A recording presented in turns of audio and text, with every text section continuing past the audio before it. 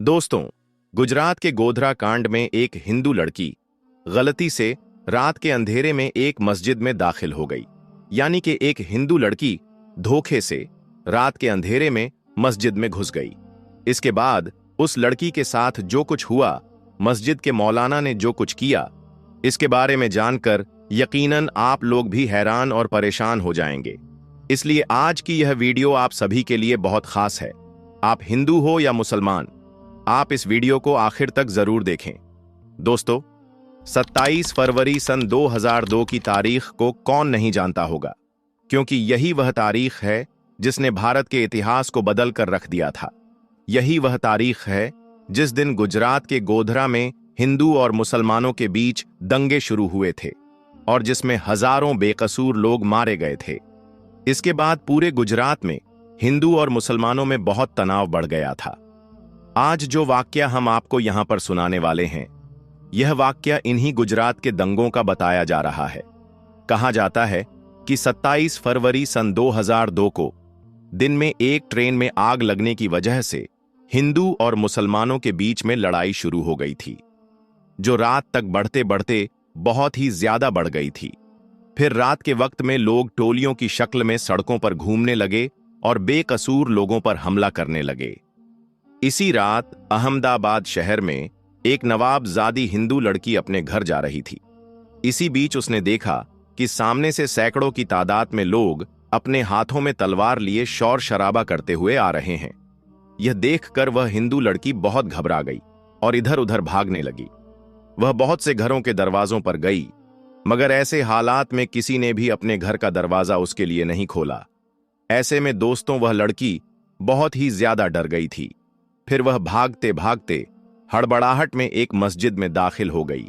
यानी कि फिर वह धोखे से एक मस्जिद में घुस गई और एक कोने में छुपकर खड़ी हो गई।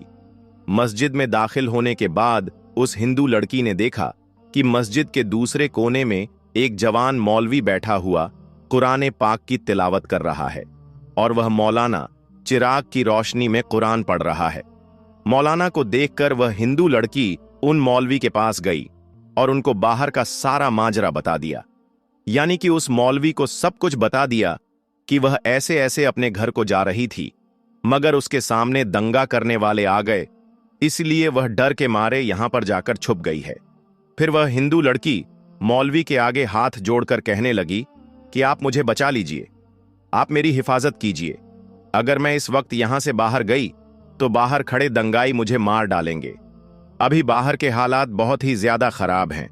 ऐसे माहौल में अब मैं अपने घर को नहीं जा सकती हूं, इसीलिए अब मैं रात भर यहीं पर रहकर रात गुजारना चाहती हूं। फिर वह हिंदू लड़की हाथ जोड़कर मौलवी से कहने लगी कि मैं आपके सामने हाथ जोड़ती हूं, आप मुझे रात भर यहां पर रुकने की इजाजत दे दें। दोस्तों, लड़की की इन बातों को सुनने के बाद मौलवी साहब उठे और मस्जिद के दरवाजे पर गए और बाहर के हालात को देखने लगे। मौलवी साहब ने देखा कि बाहर के हालात वाकई में बहुत ज्यादा खराब थे। सैकड़ों की तादाद में लोग हाथों में लठ लिए इधर उधर घूम रहे हैं और बहुत से लोग हाथों में तलवार लिए मस्जिद के बाहर खड़े हुए हैं। यह देखकर मौलवी साहब भी बहुत डर गए। उन्होंने मस्जिद का दरवाजा बंद किया और अंदर जाकर उस लड़की को मस्जिद में रुकने की इजाजत दे दी। अब वह नवाबजादी हिंदू लड़की मस्जिद के एक कोने में आकर बैठ गई। वहीं मस्जिद के दूसरे कोने में मौलाना साहब फिर से कुरान पढ़ने में मसरूफ हो गए, यानी कि कुरान पाक को पढ़ना शुरू कर दिया। उन मौलाना के सामने एक चिराग रखा हुआ था जो जल रहा था। अब इधर वह लड़की मस्जिद के दूसरे कोने में बैठी मौलाना साहब को देख रही थी। तभी उस लड़की ने देखा कि मौलाना साहब ने कुरान पढ़ने के दौरान अपनी एक उंगली को उस चिराग में डाल दिया और अपनी उंगली को जलाने लगे। फिर थोड़ी देर के बाद मौलाना ने एक सिसकी भरकर वापस अपनी उंगली को चिराग से बाहर निकाला और फिर से वह कुरान पाक पढ़ने लगे। थोड़ी देर के बाद में लड़की ने फिर देखा कि वह मौलाना फिर से वही काम करने लग गए हैं, यानी कि उन्होंने फिर से अपनी उंगली को चिराग में डाला और थोड़ी देर जलने के बाद में उन्होंने वापस अपनी उंगली को बाहर निकाल लिया और फिर से कुरान पाक पढ़ने लगते हैं। मस्जिद के दूसरे कोने में बैठी वह हिंदू लड़की यह सारा मंजर अपनी आंखों से देख रही थी। ये देखकर वह लड़की हैरान और परेशान हो गई और सोचने लगी कि यह मौलाना साहब कहीं पागल तो नहीं हो गए हैं जो बार बार अपनी उंगली को आग में जलाते हैं। खैर दोस्तों, फिर ऐसे सोचते सोचते उस लड़की की आंख लग गई, यानी कि उसको नींद आ गई, और फिर पूरी रात निकल गई और सुबह हो गई। सुबह वह मौलाना उठे और मस्जिद के दरवाजे पर गए और उन्होंने बाहर के हालात देखे। मौलाना ने देखा कि उस वक्त बाहर कोई भी नहीं था, यानी कि सारे दंगाई वहां से जा चुके थे। फिर वह मौलाना उस लड़की के पास गए और कहने लगे कि बहन उठो, हमारी नमाज का वक्त हो गया है। अभी थोड़ी देर के बाद ही यहां पर बहुत सारे नमाजी आने वाले हैं, इसीलिए अब तुम्हारा यहां पर रुकना मुनासिब नहीं है, क्योंकि अगर लोगों ने तुमको यहां पर देख लिया तो लोगों में बदगुमानी पैदा हो जाएगी, लोगों में एक डाउट पैदा हो जाएगा। इसीलिए अब तुम जल्दी करके यहां से चली जाओ। और मैंने बाहर जाकर देख भी लिया है, अब बाहर के हालात नॉर्मल हैं, बाहर का रास्ता भी साफ हो चुका है, अब आप आसानी से अपने घर को जा सकती है। आओ, अब मैं तुमको बाहर तक छोड़ देता हूं। यह सुनकर उस लड़की ने कहा कि अगर बाहर का रास्ता साफ हो चुका है तो अब मुझे जाने में कोई हर्ज नहीं, मगर मैं जाने से पहले आपसे एक बात जरूर पूछना चाहूंगी। मैं आपसे एक सवाल करना चाहती हूं, पहले आप उसका जवाब दें। यह सुनकर मौलाना साहब कहने लगे, पूछिए, आप क्या पूछना चाहती हो? तो वह कहने लगी कि मौलाना साहब, आप यह बताइए कि आप रात भर अपनी उंगली को चिराग में जलाने की कोशिश क्यों कर रहे थे? यह सुनकर मौलाना साहब कहने लगे, बहन, इसके बारे में आप ना ही पूछो तो अच्छा है, क्योंकि यह मेरा जाति मामला है, इसलिए मैं इसके बारे में आपको नहीं बता सकता। तो यह सुनकर वह लड़की कहने लगी कि जब तक आप मुझे इसके बारे में नहीं बताएंगे तब तक मैं यहां से वापस नहीं जाऊंगी। इसीलिए फिर मौलाना साहब को इसके बारे में मजबूरन बताना पड़ा। फिर वह मौलाना साहब कहने लगे, देखो, बात दरअसल यह है कि जब तुम रात के वक्त यहां पर आई थी तो तुम्हारी खूबसूरती को देखकर शैतान ने मुझको बहकाना शुरू कर दिया था। इसीलिए फिर मेरे दिल में नफ्सियाती ख्यालात उभरने लगे थे, यानी कि तुमको देखकर मेरे दिमाग में गलत गलत और गंदे ख्याल आने लगे थे और वह मुझको बेचैन करने लगे थे। इसीलिए फौरन मेरे दिल ने मुझसे कहा कि अगर तुम बुरा काम करोगे, अगर तुम गलत काम करोगे तो कल कयामत के दिन तुम्हें जहन्नुम की आग में जलना पड़ेगा, जो इस दुनिया की आग से 70 गुना ज्यादा भयंकर होगी। इसीलिए पहले तुम इस दुनिया की आग का मजा चख लो। बस यही सोचकर फिर मैंने अपने दिल की बात को मानते हुए अपने जिस्म को आग के हवाले कर दिया और अपने जिस्म को आग का मजा चखाने लगा और अपने नफ्स से कहने लगा कि अगर तुझ में आग की तपिश को बर्दाश्त करने की ताकत है तो फिर तुम्हारी मर्जी है, तुम जो चाहे वह कर लो। अगर तुम इसको बर्दाश्त कर सकते हो तो फिर तुम यह गुनाह कर लो। इसी वजह से रात में जब जब भी मेरे दिमाग में गलत और गंदे ख्याल आए तब तब मैंने अपने नफ्स को आग के हवाले कर दिया और नफ्स को आग का मजा चखाने लगा। आग की तपिश देखकर मेरा नफ्स गलत करने से रुक गया और ऐसे करते करते ही मेरी पूरी रात गुजर गई। दोस्तों, इसके बाद वह हिंदू लड़की चली गई। वक्त गुजरता गया और उस नवाबजादी के लिए अमीर से अमीर शख्सियत के रिश्ते आने लगे, मगर वह हर रिश्ता ठुकराती रही। लड़की के माँ बाप बहुत परेशान थे कि आखिर मामला क्या है। बिल आखिर लड़की अपनी जुबान पर मुद्दा ले आई कि उसकी शादी सिर्फ उस मस्जिद के मौलाना से की जाए, वरना वह कभी शादी नहीं करेगी। इस तरह उस हिंदू लड़की के घर वालों को मजबूरन अपनी बेटी की शादी उस मौलवी से करवानी पड़ी। दोस्तों, एक रात नफ्स को काबू रखकर गरीब मौलवी महल में चला गया। अगर हम पूरी जिंदगी अल्लाह और उसके रसूल के तौर तरीकों पर गुजारें तो खालिके कायनात हमें जन्नत के मोहल्लात में क्या मकाम अता करेगा। दोस्तों, याद रखें कि अल्लाह से डरने वाले मर्द और अल्लाह से डरने वाली औरतें अल्लाह ताला को बहुत पसंद हैं। हवालात की सलाखों के पीछे से मैं उसे नमाज पढ़ता देख रहा था। वह 25-26 साल का खूबसूरत नौजवान कत्ल के मुकदमे में 2 दिन पहले ही यहां लाया गया था, जहां से कुछ दिन की अदालती कार्रवाई के बाद उसे बड़ी जेल मुंतकिल किया जाना था। उसके खिलाफ केस काफी मजबूत था, इसलिए गुमान गालिब था कि 1-2 पेशियों के बाद ही उसे सजाए मौत सुना दी जाएगी। मैं एक आर्मी वाला हूं और पहले दिन ही से मेरा रवैया और लहजा उसके साथ काफी सख्त रहा था, लेकिन उसके लबों पर हमेशा एक दिल मोह लेने वाली मुस्कुराहट होती थी और हमेशा वह मुझे बड़ा समझते हुए अदब से और नरम लहजे में बात करता था। मुझ जैसा सख्त इंसान भी 2 दिन में ही उसके अच्छे अखलाक के सामने हार गया था। अब वह सलाम फेरने के बाद दुआ मांग रहा था कि मैं उसे देखता ही रह गया। वह इस तरह खुशू और खुजू से दुआ मांग रहा था कि यूं लगता था कि जिससे मांग रहा है वो उसके बिल्कुल सामने बैठा हो। दुआ के बाद उसकी नजर मुझ पर पड़ी तो उसके होठों पर वही मुस्कुराहट नमूदार हुई। वह उठकर मेरे पास आया और हमेशा की तरह मेरा हाल पूछा। आज खिलाफे मामूल मेरा लहजा काफी नरम था। बातों ही बातों के दौरान मैंने उससे पूछा कि क्या वाकई उसने कत्ल जैसा जुर्म किया है, क्योंकि मुझे उसकी मासूमियत से नहीं लग रहा था कि वह कत्ल जैसा जुर्म कर सकता है। एक इंसान का कत्ल पूरी इंसानियत का कत्ल है, तो फिर मैं ऐसा घिनौना जुर्म कैसे कर सकता हूं? उसने मुस्कुराते हुए जवाब दिया। तो फिर मैंने सवालिया नजरों से उसकी तरफ देखा। जब अल्लाह इस दुनिया में किसी को पावर देता है ना, तो अक्सर लोग भूल जाते हैं कि यह पावर अल्लाह की तरफ से अमानत है, मगर वह उन सब को अपना कमाल और हक समझ बैठते हैं। मेरे साथ भी ऐसा ही हुआ।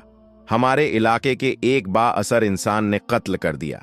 इत्तेफाक से मैं वहां से चंद कदम ही दूर था, इसलिए उसने मुझ पर झूठा इल्जाम लगा दिया। झूठे गवाह भी तैयार कर लिए गए और आखिरकार मुझे यहां जेल में डाल दिया गया। आर्मी वाले ने पूछा, तो तुम्हारे घर वालों ने कुछ नहीं किया? घर वालों ने अपनी सी कोशिश की, लेकिन वही बात, इस मुआशरे में लोग भी डर के मारे उसी का साथ देते हैं जो ताकतवर होते हैं। वह फिर से मुस्कुराया और मुझे उसके सुकून को देखकर हैरत हुई। तुम्हें डर नहीं लगता? हो सकता है कि कुछ दिनों तक तुम्हें मौत की सजा सुना दी जाए।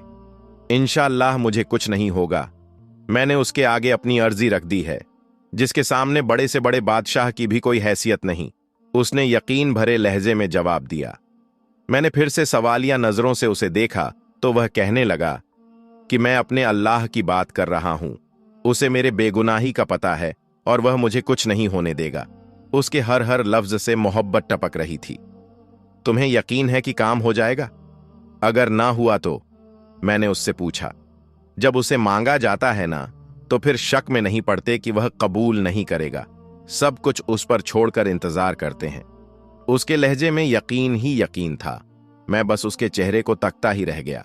इससे पहले अल्लाह पर इतना यकीन शायद ही किसी में देखा हो।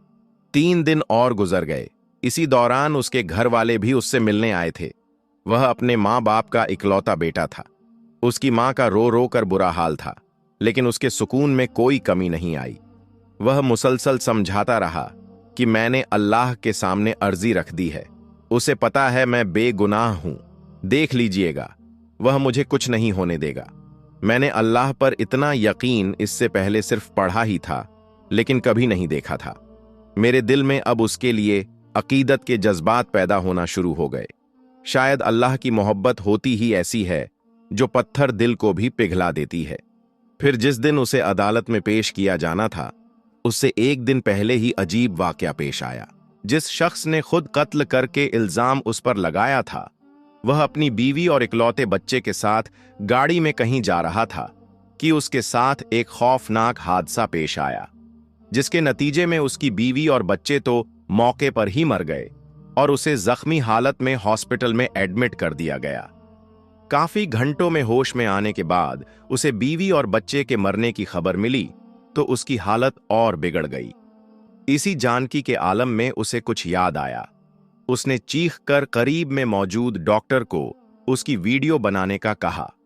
जिद करने पर डॉक्टर ने नर्स को वीडियो बनाने का इशारा किया तो उसने वीडियो में बड़ी मुश्किल से अपने जुर्म को कबूल किया और उस नौजवान को बेगुनाह करार देकर हाथ जोड़कर माफी भी मांगी।